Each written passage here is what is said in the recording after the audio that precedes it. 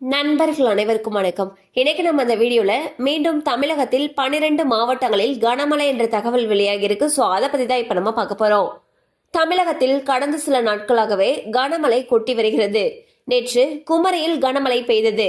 நேற்று ஒரே நாளில் குமரியில் 13 சென்டிமீட்டர் மழை பெய்துள்ளது. இன்றும் குமரி, நெல்லையில் கனமழைக்கு வாய்ப்பிருப்பதாக வானிலை ஆய்வு மையம் தெரிவித்துள்ளது. மேலும் தமிழகத்தில் அடுத்த 3 மணி நேரத்தில் 12 மாவட்டங்களில் மழைக்கு வாய்ப்பிருப்பதாக சென்னை வானிலை ஆய்வு மையம் தெரிவித்துள்ளது. இது தொடர்பான வானிலை அறிவிப்பில் தமிழகத்தில் இன்று காலை 10 மணி வரை சென்னை, திருவள்ளூர், செங்கல்பட்டு, காஞ்சிபுரம், கோவை, நீலகிரி, புதுக்கோட்டை, நாகை, ராமநாதபுரம், நெல்லை, தூத்துக்குடி, குமரி உள்ளிட்ட 12 மாவட்டங்களில் மிதமான மழைக்கு வாய்ப்புள்ளது என்று சென்னை வானிலை ஆய்வு மையம் தெரிவித்துள்ளது. முன்னதாக வானிலை ஆய்வு மையம் வெளியிட்ட அறிவிப்பில் தமிழகத்தில் இன்று இடிமின்னலுடன் கூடிய லேசானது முதல் மிதமான மழை பெய்யக்கூடும்.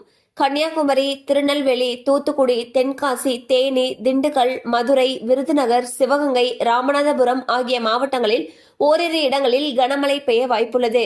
நாளை தமிழகத்தில் ஒரு சில இடங்களில் இடிமின்னலுடன் கூடிய லேசானது முதல் மிதமான மழை பெய்யக்கூடும்.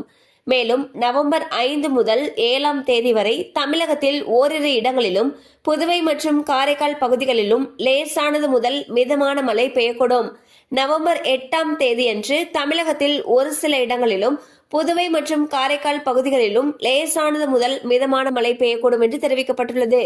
ஸோ பாத்தீங்கன்னா அடுத்த சில நாட்களுக்கு தமிழகத்தை பொறுத்த வரைக்கும் பல மாவட்டங்களில் லேசானது முதல் மிதமான மழை பெய்யக்கூடும்னு சொல்லிட்டு சென்னை வானிலை ஆய்வு மையம் அறிவிச்சிருக்காங்க. கண்டிப்பா அந்த அப்டேட் உங்களுக்கு பயனுள்ளதா இருந்திருக்கும் நம்புறோம். மேலும் இது போல அப்டேட்ஸ் உங்களை உடனே ரீச் ஆகணும்னு நினைச்சீங்கன்னா நம்ம சேனலோட தொடர்ந்து இணைந்திருங்கள். தேங்க்யூ ஃபார் வாட்சிங்.